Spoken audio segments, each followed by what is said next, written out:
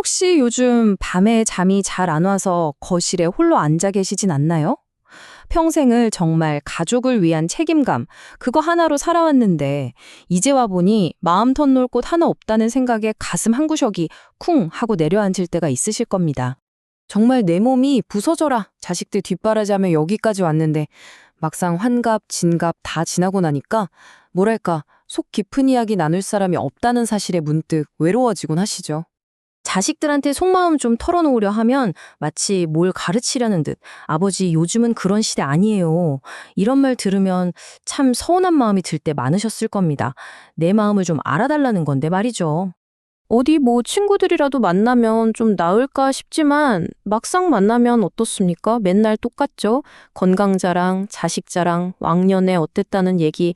그러다 딱 헤어지고 집에 돌아오는 길에 오히려 더 큰 공허함 같은 게 확 밀려오기도 하고요.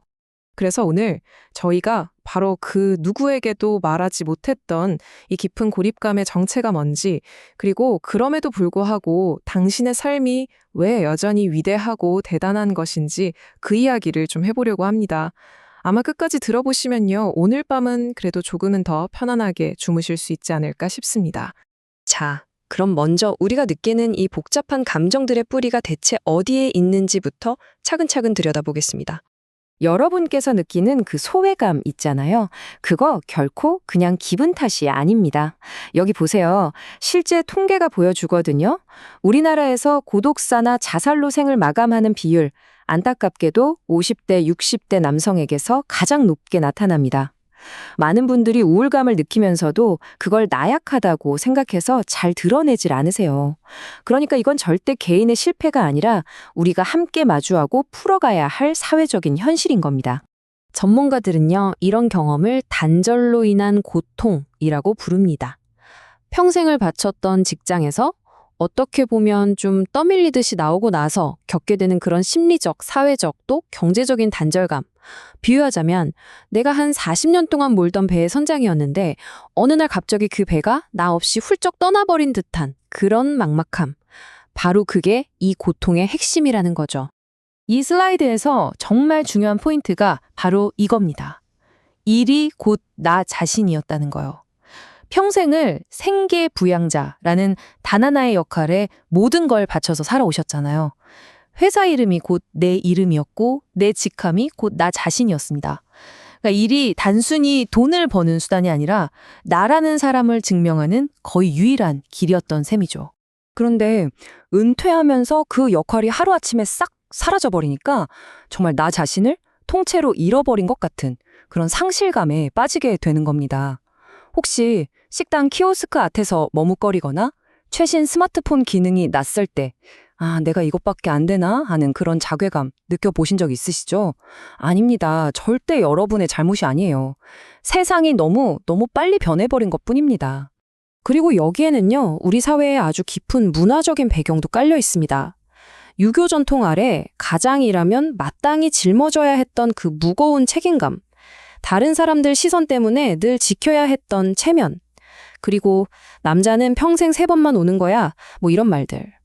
이런 분위기 속에서 약한 모습을 보이는 건 금기시 됐잖아요. 이런 것들이 수십 년 동안 우리의 고통을 침묵 속에 꾹꾹 눌러담게 만들었던 거죠. 하지만 이제는 달라져야 합니다. 그저 문제만 이야기할 게 아니라 어떻게 이 상황을 헤쳐나갈 수 있을지 아주 구체적인 대안들을 한번 살펴보겠습니다. 자식한테 서운해하고 친구한테 기대기보다는요, 이제는 국가와 지방자치단체가 여러분을 위해 마련해둔 권리를 당당하게 찾으셔야 합니다. 이건 절대 무슨 동정이나 시혜가 아니에요. 여러분이 평생 이 사회에 기여한 것에 대한 아주 당연한 보상입니다. 자, 지원은 크게 3가지 영역으로 나눠볼 수 있습니다. 첫째, 여러분의 귀한 경력을 다시 살릴 수 있는 새로운 일자리. 둘째, 더 이상 누구 눈치도 보지 않고 내 몸을 챙기는 건강. 그리고 마지막으로 삶의 새로운 활력을 불어넣어줄 커뮤니티입니다. 하나씩 자세히 살펴볼까요? 바로 이 슬라이드가 정말 좋은 예시인데요. 김강복님의 사례처럼 이제는 그냥 단순 노동 말고요. 전통시장 매니저나 통계조사원 같이 수십 년의 경험과 연륜이 꼭 필요한 그런 일들이 점점 늘고 있습니다.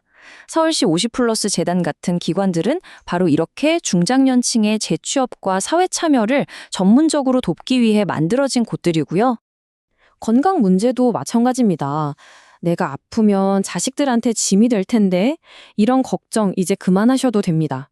요즘은요, 보건소를 중심으로 AI나 IoT 같은 최신 기술을 활용한 건강관리 사업이 아주 잘 되어 있어요.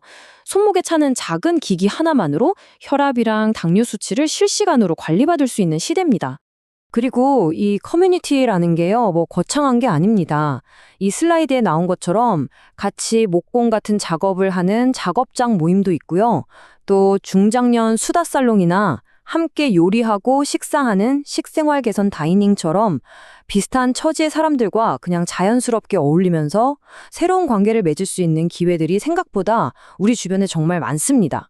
자, 이제 제가 오늘 여러분께 가장 드리고 싶었던 핵심 메시지를 정리해서 말씀드리겠습니다.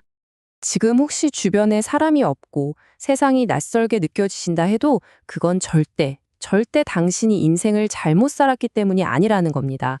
이 점 하나만큼은 꼭 가슴에 새겨주셨으면 좋겠습니다. 여러분은 그저 한 시대가 요구했던 가장이라는 역할을 그 누구보다 충실하게 수행했을 뿐입니다. 그 무거운 책임감을 짊어지고 묵묵히 그리고 아주 착하게 살아오셨을 뿐이에요. 여러분의 그 거칠어진 손마디와 깊게 팬 주름, 그거 부끄러운 게 아닙니다. 오히려 이 대한민국을 맨손으로 일으켜 세우고 지탱해온 여러분의 성실함과 헌신을 증명하는 그 무엇과도 바꿀 수 없는 위대한 훈장입니다.